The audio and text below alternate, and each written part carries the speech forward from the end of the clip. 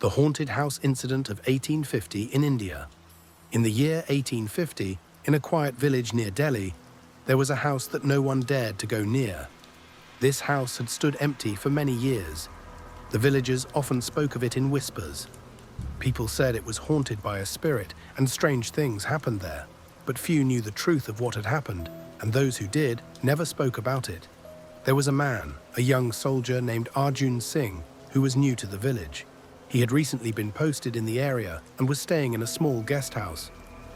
One evening, while walking around the village, Arjun noticed the old house.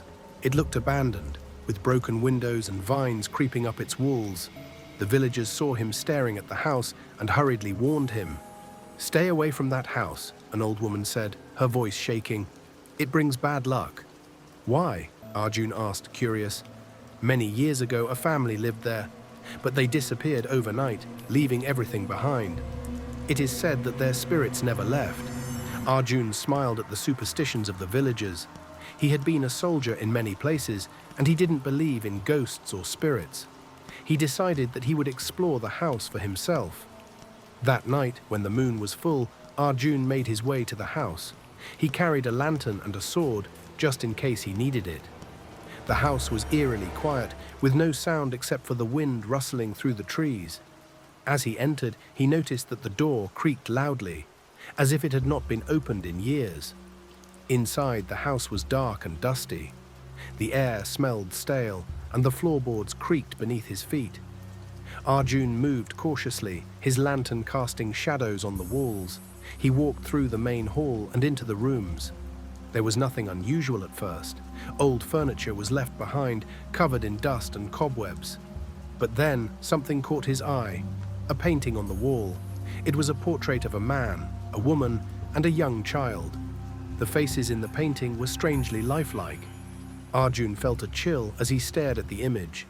The man in the painting had dark eyes, and the woman's face seemed to hold a deep sadness. The child's eyes were wide open, filled with fear.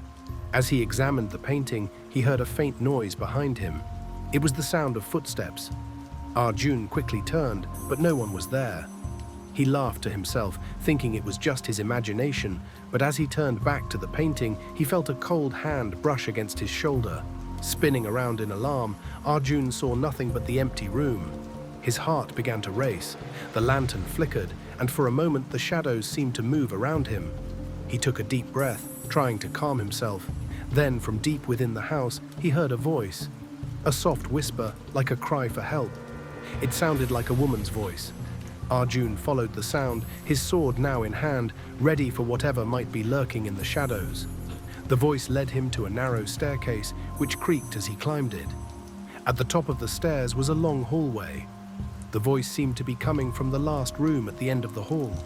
As Arjun approached the door, the whisper grew louder. He slowly pushed the door open and stepped inside. What he saw made his blood run cold. The room was empty, except for a large old mirror on the wall. In the mirror, Arjun saw not his own reflection, but the image of a woman, pale and dressed in white, her long hair flowing down her back. Her eyes were wide, and she was staring at him, as if begging for help. Suddenly, the door slammed shut behind him. Arjun turned to find the room now filled with an icy cold. The woman in the mirror reached out to him with a ghostly hand, and he could feel a strange force pulling him toward it. His heart raced as he struggled to break free. He ran to the door, but it wouldn't open. He slammed his shoulder against it, but the door remained closed. Panic set in as the temperature in the room dropped further. Arjun could feel the presence of something dark and angry, something that did not want him to leave. Just as he thought he couldn't take it anymore, the door suddenly flew open and he was thrown out into the hallway. Arjun stumbled to his feet, gasping for breath.